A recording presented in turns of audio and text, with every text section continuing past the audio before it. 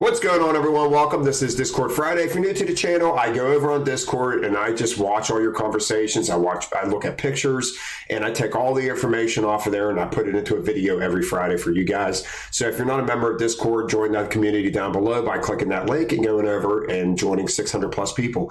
Subscribe to the channel. It's much appreciated. If you guys want to give me a thumbs up if you like the content. If you don't like the content, give me a thumbs down. No hard feelings. And if you guys want to help the channel by donating to Venmo, please do so. So before we get to the video, I just want to go over a comment that was on my latest video, and they started off their comment by saying that from what I understand, you're not for incentives. So let me clarify that. I put a couple videos out on incentives. I'll leave those in the description below if you want to go watch those videos. I know the one on incentives. I'll try to look for the other one. But basically, guys, I like incentives, but I just think you need to have a plan. I'll leave it at that, and you can go watch those videos down below and see how I feel about incentives. All right, so these first four pictures are actually someone's pictures that messaged me, private messaged me. I just want to go over some stuff. No, these are smaller pallets, but your base is everything, so we can still go over this. One thing I noticed on a couple of your pallets, you are not utilizing the whole pallet. Hey, guys, I tell you, I think when I train and I tell people, like this lemon, if they would have put this lemon down, I would be like, make sure it's to the outside of the pallet. I get looks sometimes like, really? Like, are you going to be that nitpicky? I'm telling you right now, if you have a full cube pallet and you're cutting yourself off like this, you're going to give yourself problems. It's amazing how much better and how much more sturdy your pallet's going to be if you utilize this whole pallet. The second thing I want to go over is your berries up here. I like to stack my berries on the front this direction. I don't mind stacking them that direction, but I don't like spreading them around the pallet. I definitely don't like them in the middle of the pallet. See how we play catch up? What do I tell you guys all the time to watch my channel? When you turn cases inwards, you have more room on the pallet, and your inside's going to be level because cases are running that direction towards the middle of the pallet. So I would have took this whole column, I would have stuck it on the other side of this column. If you already have a column on the other side of this, I would have just turned this column, face it in. All right, because what happens is if we have a full pallet and these open boxes, they don't sit properly, they start buckling. Well, when you go around a corner, boom, they fall. All right. So your cuties, these always pop open. Turn that popped open side towards the inside of the pallet, pin it up against something. I mean, there's not a lot to go off of this picture, but yeah, just keep, all what I can say is just keep watching my videos. I have a whole produce list, playlist. So go to my playlist and watch my videos. All right, this second one, I wanted to go over a couple things as well. All right, so you backed under 12 bananas. Whoever banana clamped this obviously did not set it on the pallet properly. I mean, we're hanging off the back quite a bit. So what do I do? So let's say we backed under this side over here, and I put it down and I realize it's hanging off the back. I will actually drive around my jack real quick, and I will back in, slam my jack into this to try to knock these bananas onto the pallet a little bit more. It takes literally like 10 seconds to do that, and it's so worth it. All right, so let's say you didn't do it, you didn't realize it, and you keep selecting with it. Put this part up against the jack. All right, if you want to do that, if you don't want to slam it and maybe compromise whatever, just put this part up against the jack. Obviously, this was the back of your pallet, just the way you have this stacked, I could tell. So we tied in on this side. So what I would have done is on this second potato right here, I would have tied in on my pineapple. I would have changed the direction just to get this, because see how we're separating right here? The bananas are rocking.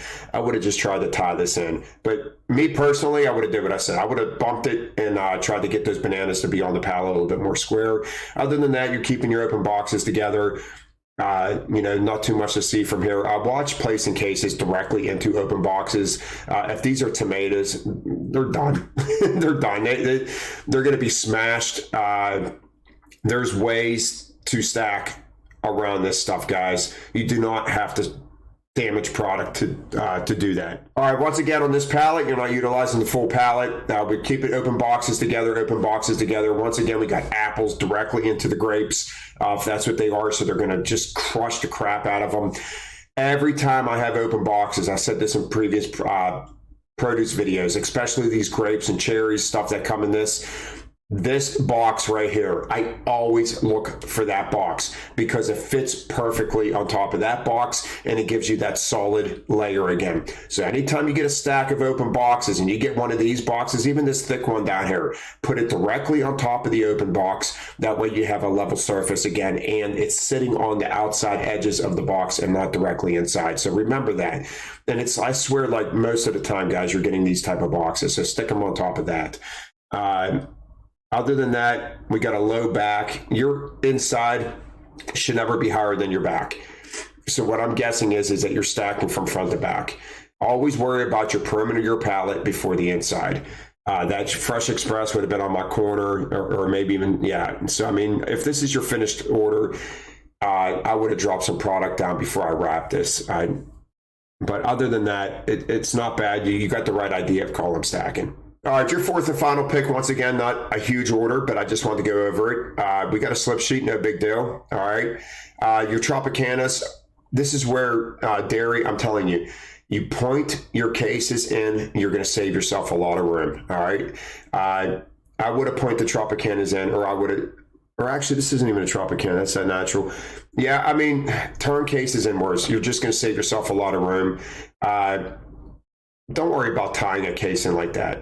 I mean, honestly, what I would have done is I would have turned this juice facing right next to this right here, and then I could have just stacked up smaller cases like these cases. Don't worry about your holes, all right? You could fill that up with no problem with these cases right here. So if you would have turned this juice facing in, whatever the case head is, just lay it flat, and then your dandy in this case right here would have lined up right underneath of it. People think I got to hurry up and fill every layer, put that slip sheet on and keep moving. Not me. I select, I leave holes. I know, I take mental notes of what's coming up in the warehouse, and I know I could fill this gap in easily. I'm always taking mental notes of my gaps. I'm never forcing cases in where they don't fit. This is just so unnecessary to try to tie in these two juices.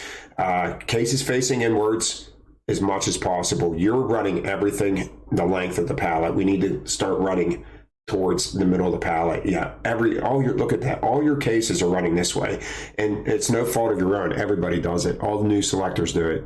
All right, guys, this one right here, just a very nicely done pallet. We started off with cans, keeping broths together, upright, broths upright, keeping light cases together.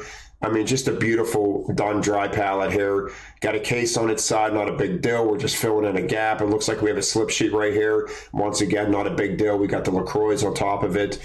Just a very nicely done pallet. We got another slip sheet up front here on top of these bottles, which is, I get it. They stink to stack on, so giving yourself a more level surface to stack on is great.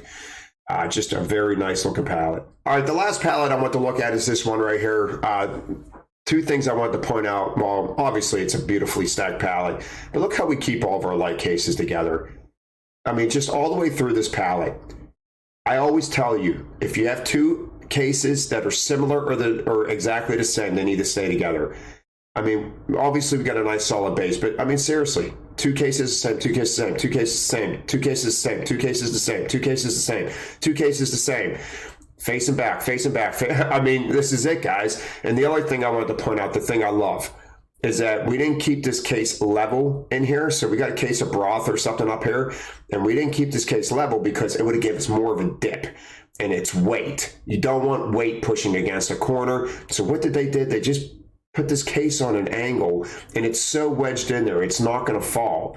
All right. And then we wrapped it together, so we're definitely not going to fall. And it just kept this case upright. I love how they did that. That was perfect. To keep that middle from not falling, and I like it. I mean, this pallet is just perfect and the epitome of what I preach. Two cases together, keep them the same. Two cases together, keep them the same. All right, guys. So now we're going to take a look at some TikToks. I got 4 TikToks, all with the same scenario. I see this every day in the warehouse, and I saw these TikToks, and I just thought that we need to go over them. Here's the first. Everything's about speed, guys. I'm going to show every TikTok twice. Just speed. Go around bends slowly. All right, there's the one. This one here. Go around bends slowly. So this one here, I actually want to stop. after the second time. I show each TikTok twice. I want to show it again. I mean, look at that. All right, so guys, on that one, so the first one you saw the guy flew around the bend, he's losing his load. Same thing here, except this one here, coming around a blind spot. Anytime you enter an intersection, even the guy that did not have product on his jack, you beep your horn and you slow down. You should never be flying through an intersection. It's absolutely crazy that people fly through intersections like that, especially with loads. Wrapped loads with cardboard corners is still going to fall over if you're flying around a corner. Take it nice and slow. Luckily, that person didn't get hit on the jack, but I guarantee no horns were being beeped in that video, and and that person was lucky they didn't get smacked. So let's take a look at the last one. All right, guys, and the last TikTok is this one right here. Just another person going around a bend, and it's all about speed.